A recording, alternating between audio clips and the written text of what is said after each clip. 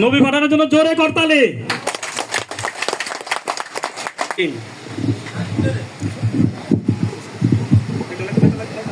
উপস্থিত সবাইকে আমার অন্তরের অন্তঃস্থল থেকে আসসালামু আলাইকুম। ছোটবেলা থেকে একটা কথা শুনে আসছি, নেতার চেয়ে দল বড়, দলের চেয়ে দেশ বড়। আর বিএনপি যেহেতু একটা দল, এটা কত বড় দল এটা সবাই জানে। এই ব্যাপারে কেউ হাইলাইটও করতে হবে না, আর এই ব্যাপারে কেউ অন্য দিক দিয়ে সাপোর্ট নিলে হবে না, কারণ এটা এত বড় একটা দল, যেখানেই যাবেন ওখানেই পাবেন। তো এই আমার আজকে সাধারণ বক্তব্য এটাই যে জুলাই যুদ্ধা আসলে মূলত আমি এই কারণে যাইনি। সত্যি কথা বলতে, খালেদা জিয়া হচ্ছে মাটির মানুষ। খালেদা জিয়া মাটির মানুষ, তারপর যে নির্যাতনটা চালানো হয়েছে এই বয়সে যে নির্যাতন খালেদা জিয়ার উপরে চালানো হয়েছে, তারপর তিনি দেশ ত্যাগ করেন নাই। তাকে এক কথাই বলা হয় গণতন্ত্রের মা।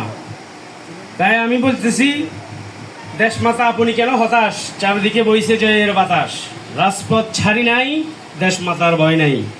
আমরা জিয়ার সেনা, ভয় করি না বুলেটে বোমা।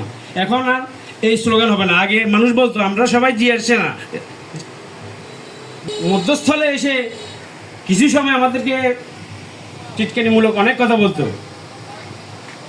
এমন টিটকানিমূলক কথা বলতো, আমি একবার একটু উত্তেজিত, অনেক সময় নিজেকে কন্ট্রোল করাটা খুবই টাফ হয়ে যেত, যে জিয়ার সৈনিক মাইর খাই দৈনিক। তো আমি এটাকে এখন ওটা চেঞ্জ করে রিপিট বলছি, এখন আমরা তারেক জিয়ার সৈনিক, গণদোলাই দিব দৈনিক। আমরা কার সৈনিক? আমরা তারেক জিয়ার সৈনিক, গণদোলাই দিব দৈনিক। এক কথাই এক বাক্যে শেষ। যে আমার একটু আগে উনি বলে গেছেন, হোক সে আমার বাপ, হোক সে আমার ভাই, জুলুমকারী, অন্যায়কারী, আপনার ভিতরে অফিসার হয়েছে, আপনি বিএনপি করছেন, আপনার প্রতি অফিসার হয়েছে, তাকে কোনো আপনার সাথে কোনো বসার ইখতিয়ার নাই। দলে আনা তো দূরের কথা। কিছু কিছু মানুষ, বিএনপি যেহেতু বড় দল, তাই কিছু সমস্যা, ভুল ত্রুটি এটা থাকবেই। এটা কোনো ব্যাপার না, এটা কোনো ম্যাটারই না। ইন্ডিভিজুয়ালি আপনি যদি দেখেন, এত বড় দল যদি আপনি এইসব মিটিং মিছিল এগুলো করে, সাধারণত হট্টগোল একটু বেজেই থাকে। তাই 7 তারিখ 4 তারিখে আমি এনেছিলাম, সত্যি কথা বলতে, একমাত্র খালেদা জিয়ার জন্য।